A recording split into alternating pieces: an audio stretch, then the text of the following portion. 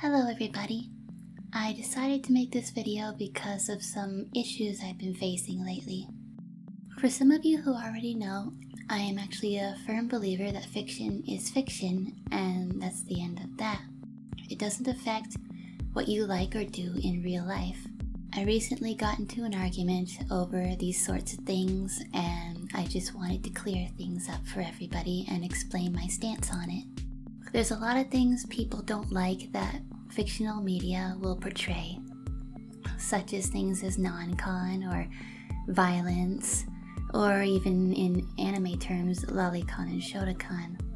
I'm not going to go into the whole lolicon and shotacon thing since I'm not really interested in those sorts of things, but because it's not my thing.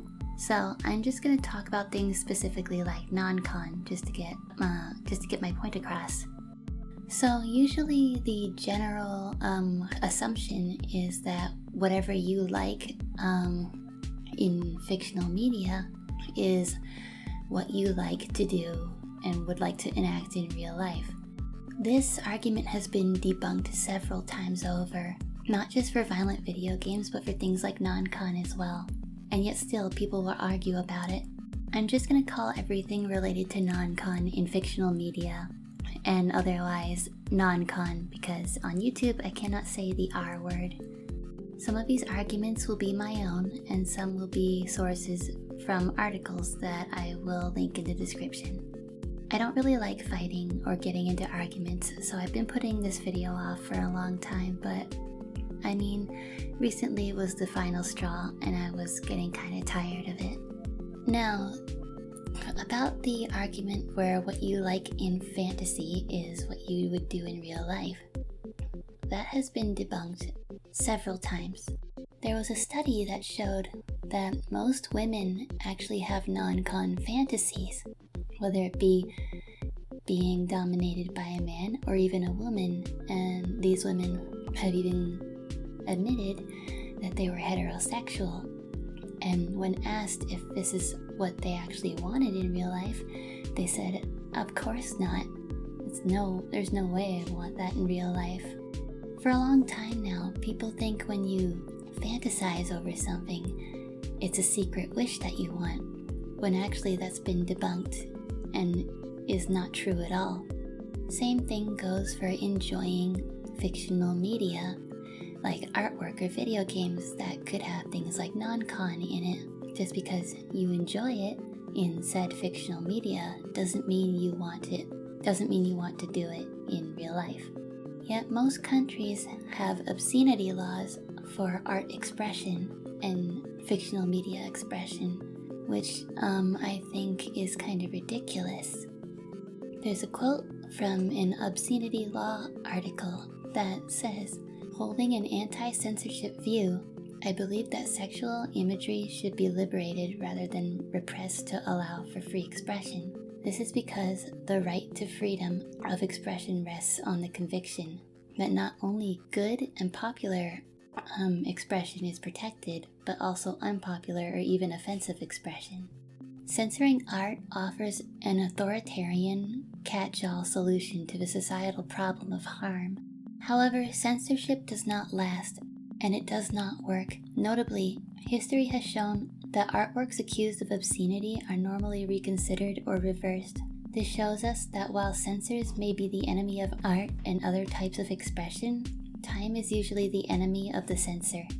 Anti-obscenity feminists, or SJWs, as well, fight for censorship, and they ignore the fact that imagery is subject to multiple interpretations. In turn, they disregard the notion that an image may be offensive to some and thought-provoking to others.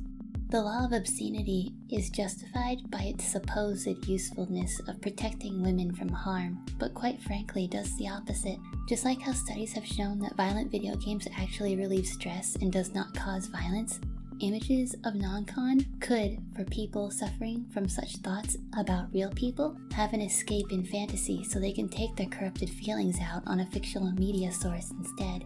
I'm not saying everyone who enjoys non-con are non-con thinkers in real life. In fact, more often than not, most people who enjoy it are not non-con thinkers in real life, but it doesn't mean that non-con in fiction is strictly just for fun for those without corrupted thoughts.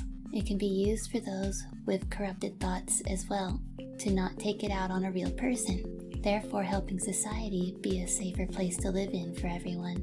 And while we're talking about those corrupted thinkers who actually do want to do non-con on real people, taking away everything related to non-con in fictional media isn't going to help said non-con thinker. It's only going to frustrate them further.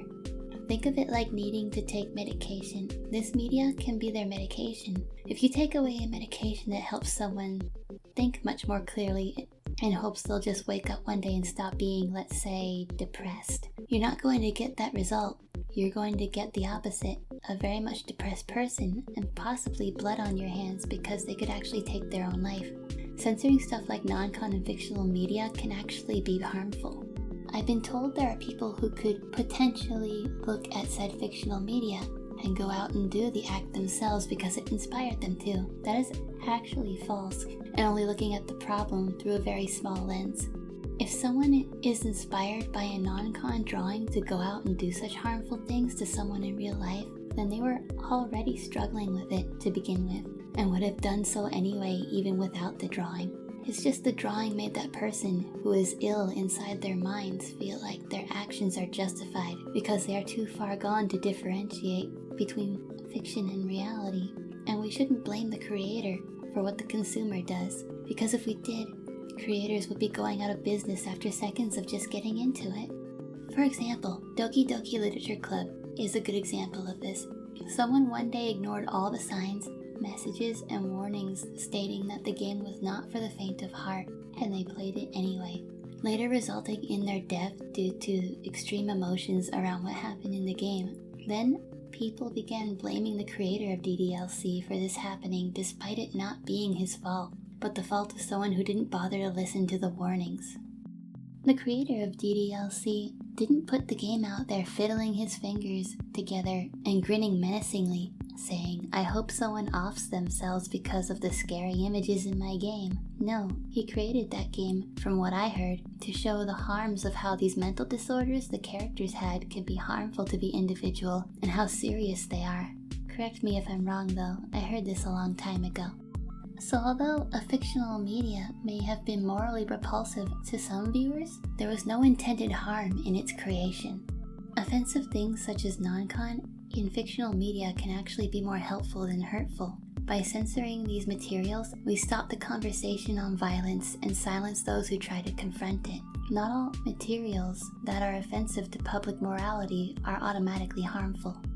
In fact, an article that I will link in the description that debunked these arguments that SJWs try to make has a quote I stand by. "In fantasy, everything is permitted and nothing is wrong.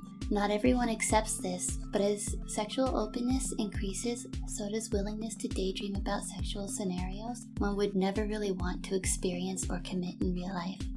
Anyway, that's my rant for today. I hope you learned something from this, and I hope that maybe it may have changed some minds or helped people feel more comfortable about the things they like in fiction.